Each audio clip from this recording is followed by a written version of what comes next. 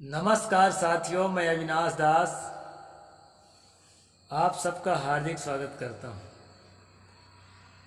दोस्तों, आज इस वीडियो के माध्यम से आपको मैं गजब की दुनिया की ओर ले जा रहा हूं।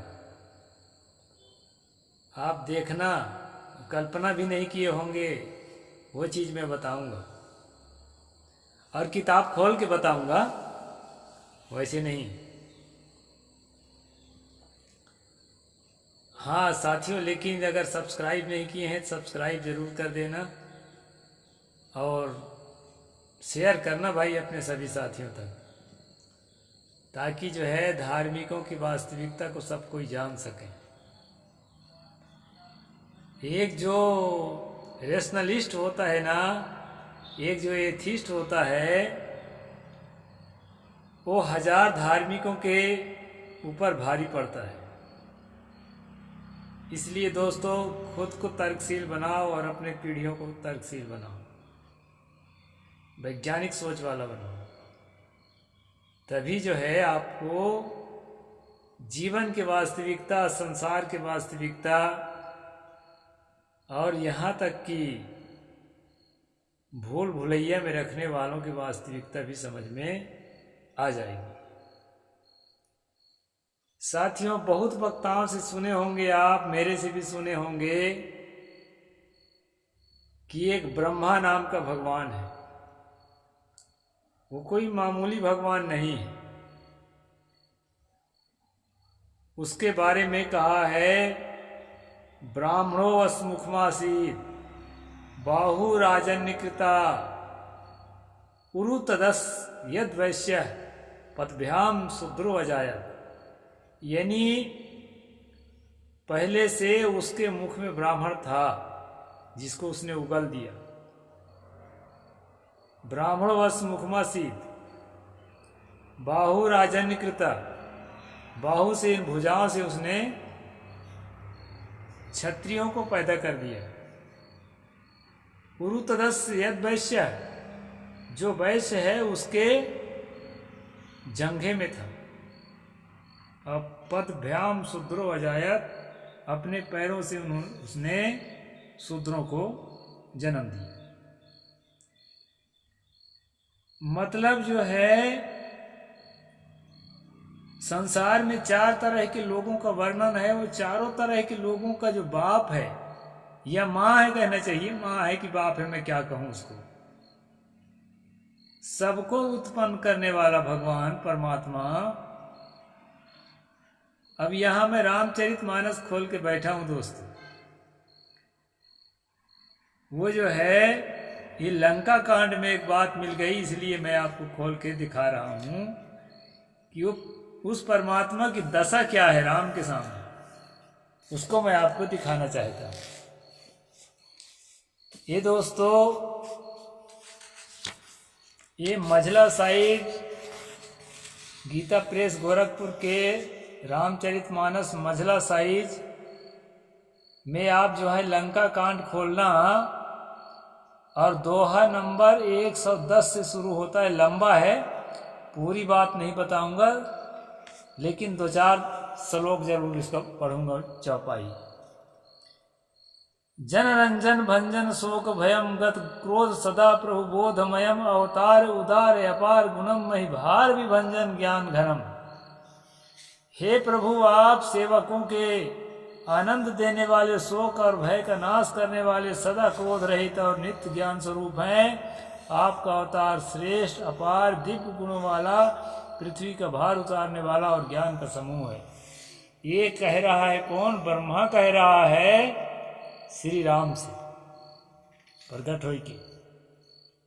और भी जो है उसको सर्वव्यापक और जो है विकारों से रहित, हे गुणों के ज्ञान के भंडार, हे मान रहित, हे अजन्मा, हे व्यापक, हे माइक विकारों से रहित श्री राम, मैं आपको नित्य नमस्कार करता हूँ। आपके भुजदंडों के प्रताप और बल प्रचंड है। दुष्ट समूह के नाश करने में आप परम निपुण है।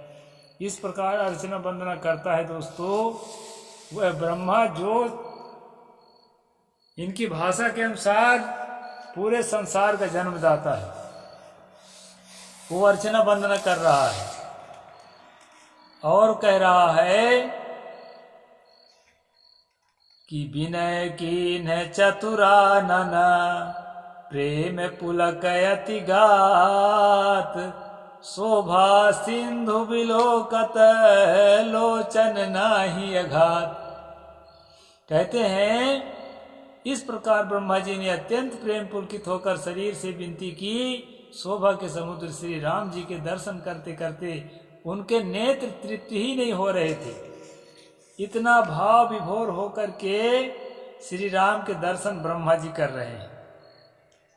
साथियों, वेदों में ब्रह्मा को यही बताया गया है कि उसके मुख से, भुजा से, जंघा से और पैरों से ब्राह्मण, क्षत्रिय, वैश्य, शूद्र के रूप में दुनिया के लोगों को जन्म दिया गया। यही बात पहला अध्याय में मनु ने भी लिखा है और उसी को परमात्मा बनाया है। लेकिन जब राम को परमात्मा बनाने का मौका मिला तुलसी दुबे जी को, तब उन्होंने ब्रह्मा की जो है मिट्टी पलीत कर दिया इस प्रसंग के माध्यम से। ये विचित्र यात्रा है दोस्तों। और इतना ही नहीं, आज का अध्याय बड़ा गजब होने वाला है। सबको मालूम है, सबको यही मानते हैं कि राजा दशरथ जी श्री राम के पिता है और वो अपने पुत्र मानता है। भाई, पिता अपने पुत्र को पुत्र नहीं मानेगा तो क्या मानेगा? अब पुत्र जरूर मानता है, लेकिन अगाध प्रेम करता है वो, उसके लिए अपने प्राण दे देता है। कथा के अनुसार जब राम जी वन को जाते हैं तो उसी के विरह वेदना में वो अपने आप को समाप्त कर डालता है। इतना प्रेम। साथियों, इतना प्रेम करने के बाद आप सोचते हैं उसको मुक्ति मिल गई? अरे आदमी जो जिस ब्रह्मा जिसकी स्तुति वंदना कर रहा है, उसके अंदर क्या थोड़ा भी अहंकार नहीं है कि वो अपनी गरिमा की कीमत ना करे? उसको बेटा मानने से तुम्हारी मुक्ति कर देगा? वो मुक्ति नहीं किया। उसको दोस्तों स्वर्ग में जगह नहीं दिलाया। ये मैं अपनी तरफ से कुछ नहीं कहता। आप जानते हैं मैं किताब खोल के बैठा हूं, गीता प्रेस गोरखपुर का मझला साइड बाल लंका कांड, रामचरितमानस। यहाँ क्या होता है कि ब्रह्मा के बाद अब दशरथ आ गए दर्शन करने को। तेहि अवसर दशरथ तहाँ आए, तनय बिलोक नयन जल छाए। अभी भी उसको प्रेम जो है इतना पुलकित है कि आंखों से आंसू छलक पड़ा बेटा को देखकर, श्री राम को देखकर। अनुज सहित प्रभु बंदन कीन्हा, आशीर्वाद पिता तब दीन्हा। लोग कहते हैं कि श्री राम जो है मर्यादा पुरुषोत्तम थे। तो यहाँ पर क्या मर्यादा बनती है? जब बेटा रूप में पेश होते हो तो वो बाप रूप में ही तो आशीर्वाद देगा बेचारा, और क्या करेगा? जैसे चलता है भाई यहाँ, उस हिसाब से मैं कह रहा हूँ। हो सकता है आप इसको दूसरे ढंग से मानते हो। तो आशीर्वाद दिया वो। उसी समय दशरथ वहाँ आए। पुत्र श्री राम को देखकर उनके नेत्रों में प्रेम आंसुओं का जल छा गया। छोटे भाई लक्ष्मण सहित प्रभु जी ने उनकी वंदना की। तब पिता ने उनको आशीर्वाद दिया। ठीक है ना? यहीं तक बात बन जाती तो भी ठीक रहा। आगे क्या कहते हैं? तात सकल तव पुण्य प्रभाव, जीत्यो अजय निशाचर राहु। सुनि सुत वचन प्रीत अति बाढ़ी, नयन सलिल रोमावली ठाढ़ी। हे तात, यह सब आपके पुण्यों का प्रभाव है जो मैंने अजय राक्षस राज को जीत लिया है। ये राम कह रहे हैं कि हे पिताजी, हे प्रभु, आपके पुण्य के प्रभाव से मैंने राक्षस राज को जीत लिया है, यानी रावण को मैंने मार गिराया है। पुत्र वचन सुनकर उनके प्रति अत्यंत प्रीति बढ़ गई, नेत्रों में जल छा गया और रोमावली खड़ी हो गई। इतना मतलब भाव विभोर हो गए श्री दशरथ जी। तब क्या होता है दोस्तों, रघुपति प्रथम प्रेमयानुमाना चितई पितहि दीनहु दृढ़ ज्ञान, ताते उमा मोक्ष नहीं पायो, दशरथ भेद भगति मन लायो। ये है बात जो मैं बताने जा रहा हूं। यानी जिसके सामने ब्रह्मा भी झुक रहा है, तो राजा दशरथ किस खेत की मूली है कि उसको बेटा समझ लिया। उसको परमात्मा समझ के अगर भक्ति किया होता तो मुक्ति मिल गई होती, स्वर्ग मिल गया होता। उसको स्वर्ग नहीं मिला है। यहाँ क्या कहते हैं, मैं पढ़ के सुनाता हूँ दोस्तों हिंदी। श्री रघुनाथ जी ने पहले जीवित काल में प्रेम के विचार करके पिता की ओर देखकर उन्हें अपने स्वरूप दृढ़ ज्ञान करा दिया। हे उमा, दशरथ जी भेद भक्ति में अपना मन लगाया, इसी से उन्होंने मोक्ष नहीं पाया। ये है दोस्तों विचित्र दुनिया की यात्रा मैंने कराया आपको। यानी अगर श्री राम को आप परमात्मा नहीं मानते, अपना उद्धारक नहीं मानते, अपना आइडियल नहीं मानते, स्वर्गदाता नहीं मानते, तो कितनों भी गहरा प्रेम कर लोगे, आपको मुक्ति नहीं मिलेगी। आप किस खेत के मूली हैं? राजा दशरथ जो उनका बाप है, अपने बाप को भी वो नहीं छोड़ा, क्योंकि उसने भगवान उसको नहीं माना था। उसको जो है पुत्र दृष्टि से प्रेम तो बहुत किया अपने प्राणों को, लेकिन उसको मुक्ति नहीं दी गई। ये जो है रामचरितमानस दोहा नंबर 111 के बाद वाली चौपाइयों को आप पढ़िए दोस्तों। 1 2 3 4 5 6 छठवां नंबर की चौपाई में ये पूरा स्पष्ट रूप से ऐसे बताया गया है। और इस सब का लक्ष्य ये है दोस्तों कि जय श्री राम कहना होगा तो इंडिया में रहना होगा, नहीं तो मार खाए सहना होगा। ये जो आजकल चल रहा है ना, इन्हीं कारणों से चल रहा है, इन्हीं किताबों कारणों से। किताबों में ऐसा ठूंसा गया है कि आप इसके अलावा दूसरा भगवान मान भी नहीं सकते। मानोगे तो आप गलत कर रहे हो। कि आप यदि किसी को मानते हो, यहाँ शिव तो अर्चना वंदना कर रहा है, ब्रह्मा अर्चना वंदना कर रहा है, सारे देवी देवता अर्चना वंदना कर रहे हैं जिस भगवान को, उसको कैसे भगवान नहीं मानोगे?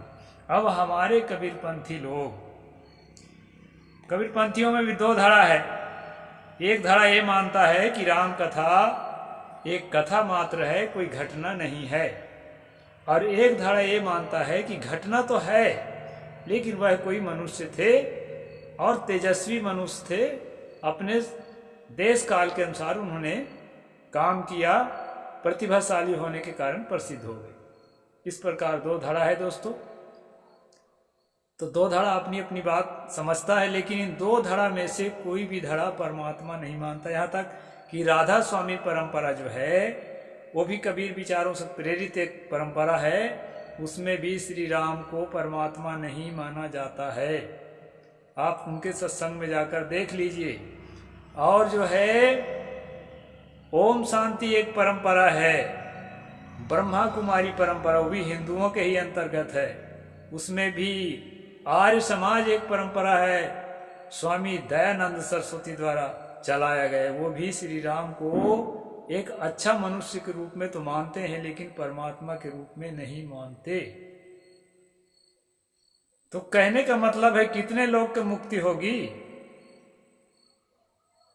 ब्रह्मा की मुक्ति तो हो जाएगी, क्योंकि वो परमात्मा रूप में उसकी स्तुति कर रहा है। दशरथ के नहीं हुई मुक्ति, क्योंकि वो बेटा समझ बैठा था। और जो इतने पंथ चल रहे हैं भारत में, मैं हिंदुओं को गिन रहा हूं, ईसाई मुसलमान तो पता नहीं किस नरक में जाएंगे। इस हिसाब से उनका कोई ठिकाना नहीं है। लेकिन जो हिंदू के अंतर्गत कबीरपंथी हैं, राधा स्वामी हैं और आर्य समाजी हैं, ओम शांति हैं और क्या क्या बहुत सारे पंथ हैं, निरंकारी हैं, इनमें से कोई भी श्री राम को परमात्मा नहीं मानता। भला आदमी जरूर मानता है, भला थे कि नहीं वो अलग विषय है, लेकिन जो है भला जरूर मानता है। तो उनको भला मानने मात्र से भी मुक्ति नहीं होगी। रामचरितमानस का कहना है कि दशरथ तक की मुक्ति नहीं हुई। इतना प्रेम, इतना प्रेम, प्रेम के मारा मर गया बूढ़ा, लेकिन भगवान नहीं माना, इसलिए उसको स्वर्ग नहीं मिला। तो ये है दोस्तों, इसलिए इस डर से लोग, इस भय से लोग जो हैं टस से मस नहीं होना चाहते और अंधभक्ति में फंसते हैं, दूसरे पंथों को महत्व नहीं देते हैं, जबरदस्ती जय श्री राम बुलवाते हैं। इसका ये कारण है दोस्तों, क्योंकि लोगों में जो सुना गया है, जो पढ़ा गया है, जो जाना गया है, उसके प्रति अगाध प्रेम होता है। और ऐसा करना सांप्रदायिकता को बढ़ावा देना है। मैं बिल्कुल नहीं मानता कि श्री राम जी गलत थे कि अच्छा थे कि नहीं थे, ना मैं जानता नहीं, आपके सामने पैदा हुआ। लेकिन दोस्तों ऐसे तथ्यों का उजागर तो मुझे करना पड़ता है जिसके कारण सांप्रदायिकता का भाव जागता है, हमारे अंदर प्रेम जगे, हमारे अंदर करुणा जगे, हमारे अंदर सहयोग और मदद की भाव जगे, और मनुष्य मनुष्य के दिल जोड़ने की बात हम अंदर से सोच सकें। हम इस उद्देश्य से चैनल चलाते हैं दोस्तों, पैसा कमाने के उद्देश्य से नहीं है। आज तक 1 रुपया मुझे मिला भी नहीं है। और साथियों एक बात बता दूं कि हमारा उतना व्यू नहीं हो पाता है, 1-2 लाख व्यू वालों को मिलता है। तो इसमें पैसा कौड़ी वाली बात नहीं है। मेरा एक ही उद्देश्य है कि हम सब लोग जो हैं रीजनलिज्म को फॉलो करें, वैज्ञानिक सोच को आगे बढ़ाएं, प्रेम और करुणा को आगे बढ़ाएं, ताकि जो है देश में शांति की व्यवस्था बन सके, देश में एक दूसरे के प्रति मारामारी का भाव, वैमनस्यता का भाव खत्म हो सके। इस उद्देश्य से rational Kabir YouTube channel create किया गया है दोस्तों। इसको अधिक से अधिक जो है आप लोगों तक पहुंचाइए। यही निवेदन के साथ आज का स्ट्रीम पूरा करता हूं। साहिब बंदगी, जय जोहार, जय भीम, जय भारत।